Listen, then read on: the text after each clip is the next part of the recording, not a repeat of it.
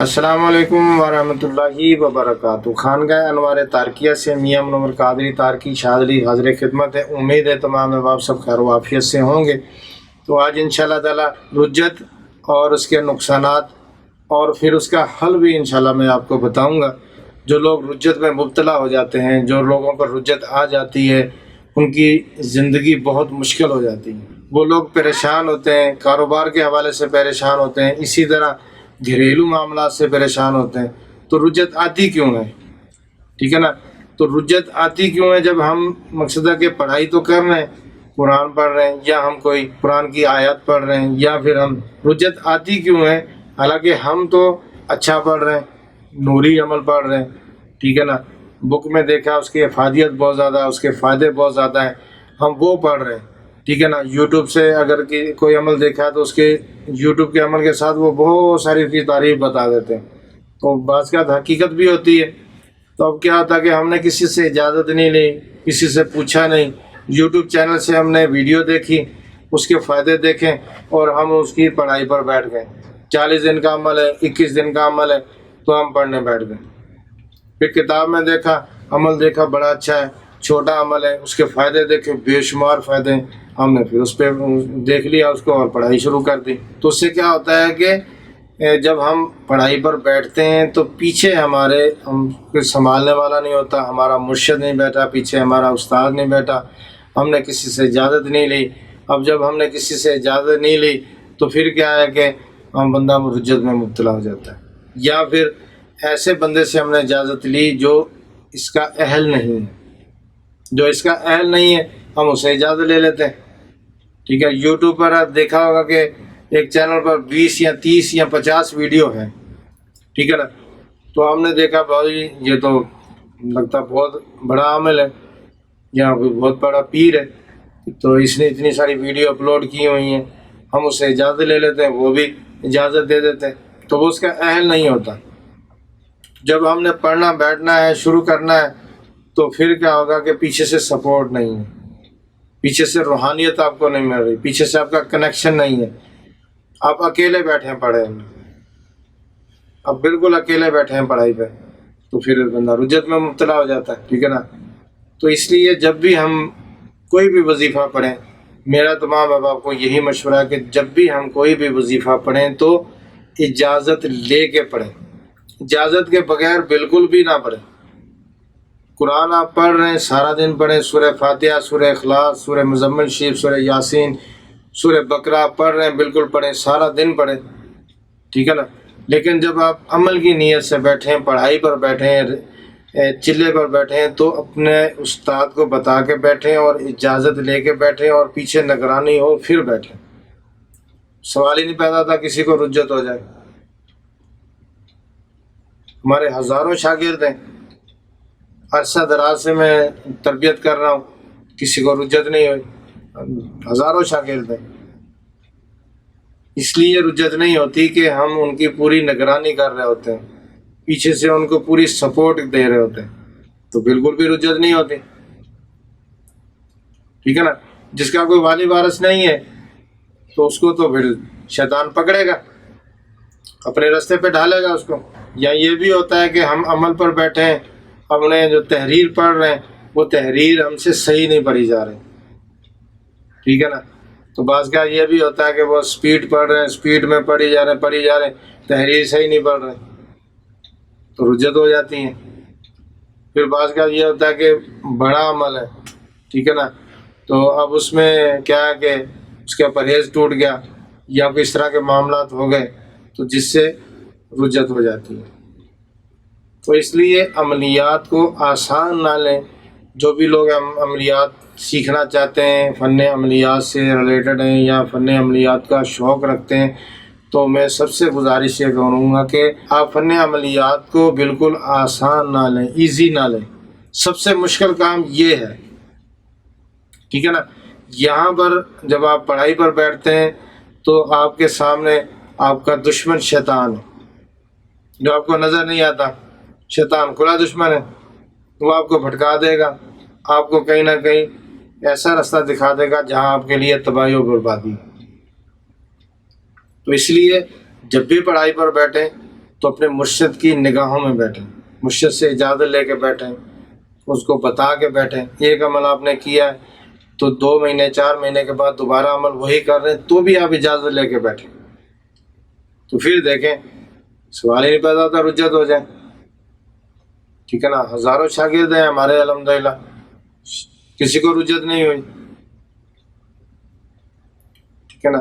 ہمارے مرشد فرماتے ہیں، میاں حضور فرماتے ہیں کہ ہمارے سلسلے میں رجت نہیں ہے، کیونکہ ہمارے پیچھے پورا سلسلہ جو ہے وہ اسی طرح چل رہا کہ ریاضت ریاضت ریاضت، اور پھر یہ الحمدللہ جب ہم ریاضت پر بیٹھتے ہیں تو پیچھے ہمارے جب ہم ریاضت پر بیٹھتے ہیں تو ہمارے پورا نگرانی ہو رہی ہوتی ہے، پورا مرشد ہمارے پہ نظر رکھا ہوتا ہے، تو پھر رجت کیسے ہوگی؟ بالکل بھی نہیں رجت ہو سکتی، ٹھیک ہے نا۔ تو جب بھی آپ کسی سے بھی اجازت لیں پہلے تو دیکھیں وہ اہل ہے، ٹھیک ہے نا۔ اگر وہ اہل ہے تو پھر بالکل آپ اجازت لے کے بیٹھ جائیں، نہیں اہل تو پھر بالکل بھی نہ بیٹھیں۔ ایسے اندیکھا نہ سودا کریں کسی کے ساتھ کہ یوٹیوب پر آپ نے اس کو دیکھا نہیں ہے، ٹھیک ہے نا، اور پھر کیا ہوتا ہے کہ وہ لوگ ان سے لے کے وظائف اور پڑھنا شروع کر دیتے ہیں، ہزاروں روپے دے دیتے ہیں، پھر ہزاروں روپے لگا کے اپنا علاج کروا رہے ہوتے ہیں۔ بہت سارے لوگ ہیں جن کا میں نے رجتوں کا علاج کیا، صرف ان کو رجتیں دی، زندگی ان کی اجیرن ہو چکی ہے۔ وہ رات کو لیٹتے ہیں تو جسم میں وائبریشن ہوتی ہے، چرپائی ان کی ایسے ہلتی ہے، بیڈ ہلتا ہے ان کا، تو ان کا جسم میں وائبریشن ہوتی ہے، ٹھیک ہے نا۔ پھر ان کے جسم میں گرمائش نکلتی ہے، پھر ان کے دماغ میں جو ہے نا وہ اس طرح ہوتا ہے کہ برین میں دماغ میں جھٹکے لگتے ہیں۔ بعض کا یہ ہوتا ہے کہ جسم ان کا دن میں کسی ٹائم میں یہ ہوتا ہے کہ جسم ہلنا شروع ہو جاتا ہے، خود بخود جسم ہلنا شروع ہو جاتا ہے، آگے پیچھے ایسے ایسے ہلنا شروع ہو جاتا ہے۔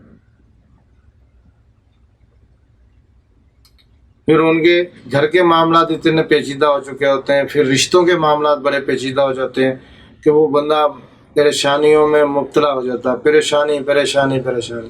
رجت کے بہت زیادہ نقصانات ہیں، ٹھیک ہے نا۔ جن پر ہوتی ہے وہ بیچارے زندگی ان کے لیے تنگ ہو جاتی ہے، مشکل ہو جاتی ہے۔ تو اس لیے جب بھی آپ عمل پر بیٹھیں اپنے مرشد کی نگرانی پر بیٹھیں۔ رجت ہو گئی ہے کسی پہ تو وہ کیا کرتا ہے کہ اس سے پوچھو اس سے پوچھو، اس سے مشورہ کرو، ادھر استخارہ کروا ادھر استخارہ کروا، تو کیا ہے کہ وہ خود ہی اس کا نا وہ توڑ ڈھونڈنا شروع کر دیتا ہے۔ کسی نے بتایا کہ آپ فلاں سورہ پڑھیں تو اس نے فلاں سورت پڑھنا شروع کر دی، کسی نے بولا کہ بھائی یہ عمل پڑھنا شروع کر دو، اس نے وہ پڑھنا شروع کر دیا، کسی نے بولا بھائی اس کے صدقے دے دو، صدقہ دینا شروع کر دیا، تو وہ پھر بھی رجتوں سے نہیں نکلتا، کہ رجت جادو سے زیادہ خطرناک۔ جادو تو کسی کے اوپر ہوا ہے نا، لیکن رجت عمل پڑا ہے واپس پلٹا ہے، خراب ہو گیا، ایک چیز خراب ہو گئی ہے، ٹھیک ہے نا، ایک چیز بگڑ گئی ہے، خراب ہو گئی ہے، اس کو اپنی جگہ پہ لے کے آنا ہے، دوبارہ اس کو صحیح کرنا ہے۔ بہت سارے لوگوں کا علاج کیا ہے تو بہت مشکل ہوتی ہے، بڑی محنت کرنی پڑتی ہے، پھر جا کے بندہ ٹھیک ہوتا ہے۔ تو اس لیے رجت کے بہت سارے نقصانات ہیں، تو تمام آپ اپنے آپ کو سیف رکھیں، محفوظ رکھیں، ذکر و اذکار بالکل کرنا چاہیے۔ ہمارے لوگ یہ نہ سوچیں کہ جی اب ذکر کر ہی نہیں سکتے، ہم پڑھ ہی نہیں سکتے، بالکل پڑھیں، بالکل ذکر کریں، لیکن نگرانی میں کریں، کہیں آپ کو نقصان نہ ہو، آپ بھٹکیں نہ۔ جب آپ اپنے آپ کو سیف رکھیں گے تو پھر بالکل آپ خوش بھی ہوں گے، پڑھائی میں مزہ بھی آئے گا، لطف بھی آئے گا۔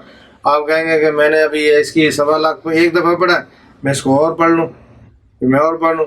میرے شاگرد نے 5 دفعہ 1.25 لاکھ ایک ہی عمل کی زکوٰۃ ادا کی، 7 دفعہ ایک ہی عمل کی 1.25 لاکھ زکوٰۃ ادا کی، بالکل ٹھیک ہے، کوئی رجت کا نام و نشان ہی نہیں ہے۔ کیا کہ پورے پیچھے اس کی نگرانی ہو رہی ہے، پورا اس کو دیکھ رہا ہوں، میں چیک کر رہا ہوں، اس کو پریشانی نہ ہو، اس کو ٹینشن نہ ہو، ٹھیک ہے نا۔ تو اللہ کے آسرے پہ بیٹھا ہوا ہے یا میری نگرانی میں بیٹھا ہوا ہے، تو پھر میرا فرض بنتا ہے اس کو میں پورا نگرانی کروں. اس لیے جب بھی آپ عمل کریں مکمل نگرانی میں کریں گے تو انشاءاللہ میں ابھی آپ کو رجت کا حل بتاتا ہوں. ٹھیک ہے نا, کہ کسی کا اور خدا نہ خاصہ رجت ہو گئی ہے, اس نے استخارہ کروایا ہے یا چیک, ان چیزوں سے وہ کاٹ کرے گا تو انشاءاللہ تعالی رجت ختم ہو جائے گی. دیکھیں رجت تھوڑی بہت ہوتی ہے تو وہ ختم ہو جائے گی, لیکن رجت کا ایک کلیہ ہے کہ رجت ہمیشہ اوپر سے کھلتی ہے, باہر سے کھلتی ہے. ٹھیک ہے نا, یعنی کہ دوسرا بندہ کوئی بھی ہے اس کا کاٹ کرے علاج کرے تو کھلے گی, تو کٹے گی, تو ختم ہوگی. کیونکہ جو بندہ جس کے اوپر رجت ہے وہ پہلے ہی عطاب میں ہے, اس کے اعمال بھی عطاب میں ہے, تو وہ جتنا بھی رجت کے حوالے سے اپنی کاٹ کرے گا, جتنا بھی وہ علاج کرے گا, اتنی تیزی سے نہیں ہوگا, کیونکہ وہ پہلے اس کے اعمال عطاب میں ہے, کیونکہ وہ پریشان ہے. اس میں بہتر یہ ہے کہ آپ اپنا علاج کسی سے کروائیں تو وہ زیادہ بیسٹ ہے. ٹھیک ہے نا, یا پھر یہ کہ یہ میں ابھی آپ کو حل بتا دیتا ہوں اس میں یہ, یا پھر ان اعمال سے آپ کاٹ کریں اپنی تو انشاءاللہ تعالی آپ کی رجت ختم ہو جائے گی. اللہ رب العزت آپ کو اپنے زمان میں رکھے. تو اس میں ترکیب اس طرح کرنی ہے, 1.25 کلو بڑے کے گوشت کی کلیجی لے لیں, سامنے رکھ لیں, اس پہ سورہ تحریم 7 بار پڑھیں. ٹھیک ہے نا, اور سورہ جن 7 بار آپ نے حزب البحشی پڑھنی ہے, اور 11 بار سورہ عبس پڑھنی ہے. پڑھ کے کلیجی پہ دم کریں. دم کر کے آپ نے یہ کلیجی اگر تھیلی میں ہے, شاپر میں ہے, تو اس کو 7 دفعہ اوپر سے اپنے گھمانا ہے, اینٹی کلاک 7 دفعہ گھمانا ہے. گھما کے اس کے بعد اس کے 21 پیس کر لیں. ٹھیک ہے نا, 21 پیس کر کے تو اب اس میں سے 4 پیس کوئی لے لیں, لے کے اپنے ناخنوں پر اس طرح آپ اس کا رس وغیرہ خون وغیرہ اس طرح لگائیں ناخنوں پر. ٹھیک ہے نا, یہاں سے لگانا آگے تک, یاد رکھیں یہ پورا نا ادھر اس طرح. تو یہ دوسرا یہ رکھ دیں, پھر دوسرا پیس اٹھائیں, پھر یہاں سے آپ اس طرح مس کریں. دوسرا پیس لے لیں آپ, تو پھر آپ نے دوسرے ہاتھ پہ اس طرح پورا اس طرح ادھر سے مس کرنا. ٹھیک ہے نا, اس طرح مس کر کے یہاں تک ناخنوں تک اس کے نا رس لگانا ہے, یا پانی لگ جائے کلیجی کا یا خون لگ جائے تو اس طرح. پھر ایک یہ رکھ دیں, تیسرا پیس لیں, پھر سیدھے پاؤں پہ اسی طرح, پھر الٹے پاؤں پہ, یعنی کہ 4 پیس لینے, چاروں اعضاء کے ناخنوں پر فنگروں تک اس طرح لگانا ہے. اب یہ لگا کے آپ نے کلیجی قبرستان میں کسی بھی درخت کے نیچے رکھ دیں. اب یہ قبرستان میں رکھنی ہے یا ویرانے میں رکھنی ہے, کھانے کے لیے کسی کو نہیں دینی, تو یہ آپ نے وہاں رکھ دینی ہے. اس سے آپ کی رجت ختم ہو جائے گی, کٹ جائے گی, انشاءاللہ تعالیٰ آپ کو اس سے فرق پڑ جائے گا.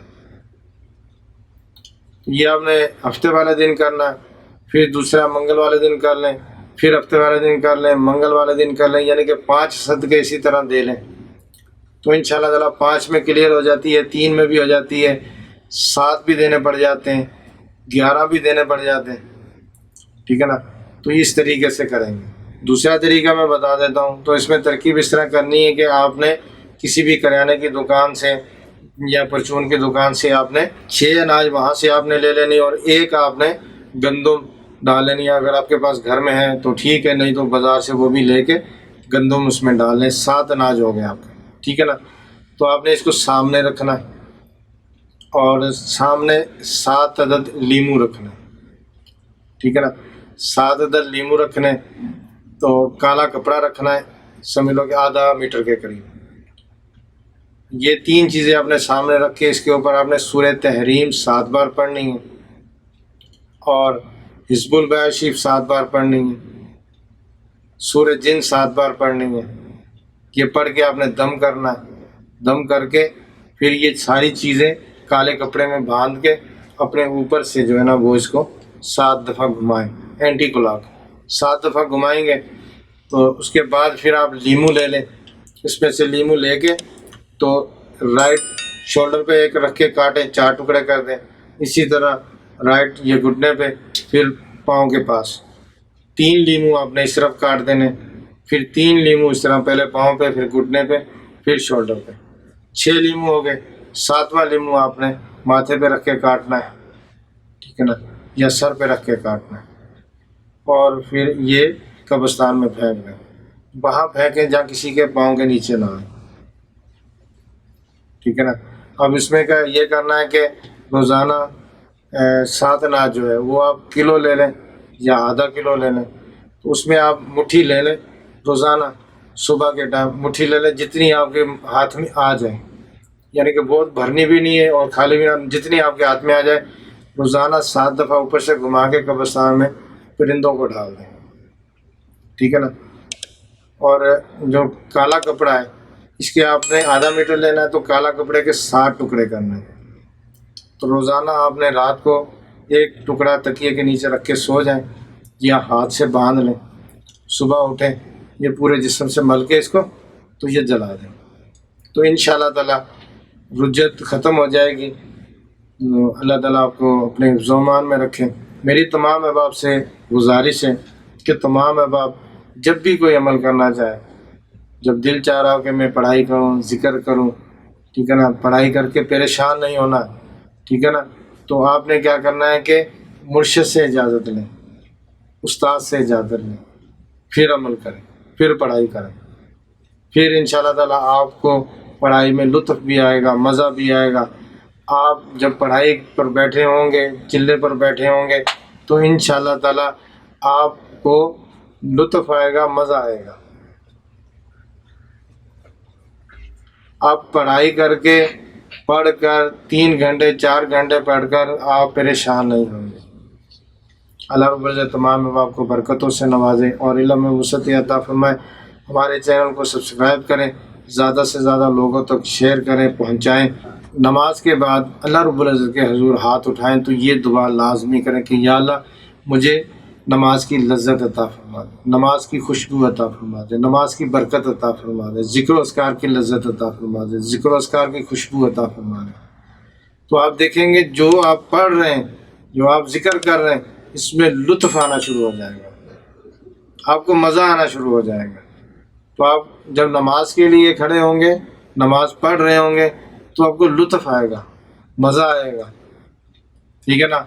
तो आपका दिल चाहेगा कि मैं और इस नमाज को तवील कर लूँ और बड़ी कर लूँ, लंबी खींच लूँ कि मैं ज़्यादा अल्लाह का जिक्र करूँ। हमारी असल प्रॉपर्टी यही है। मुर्शिद फरमाते हैं कि असल प्रॉपर्टी आपकी यही है। नमाज आपने पढ़ ली, आपका फ़र्ज़ अदा हो गया, लेकिन आपने जो ज़िक्र अस्कार किया, जो आपने नवाफिल पढ़े, ये आपकी असल प्रॉपर्टी है। तो अल्लाह ताला से ये दुआ करें कि या अल्लाह हम जब ज़िक्र करें, तेरा ज़िक्र करें, हुज़ूर सल्लल्लाहु अलैहि वसल्लम पर दरूद भेजें तो इनको कबूल फरमा और इनमें लज्जत अता फरमा दें। जिन लोगों को दुरूद शरीफ की लज्जत लग जाती है ना, तो वो सोते भी हैं और जागते भी हैं, पढ़ते रहते हैं बस। तो आपका दिल भी इसी तरह लग जाएगा, आपका दिल भी इसी तरह करेगा कि मैं बस सारा दिन पढ़ता रहूँ, ज़िक्र करता रहूँ अल्लाह का। तमाम अहबाब से दुआओं की दरख्वास्त है। अस्सलामु अलैकुम व रहमतुल्लाहि व बरकातुहू।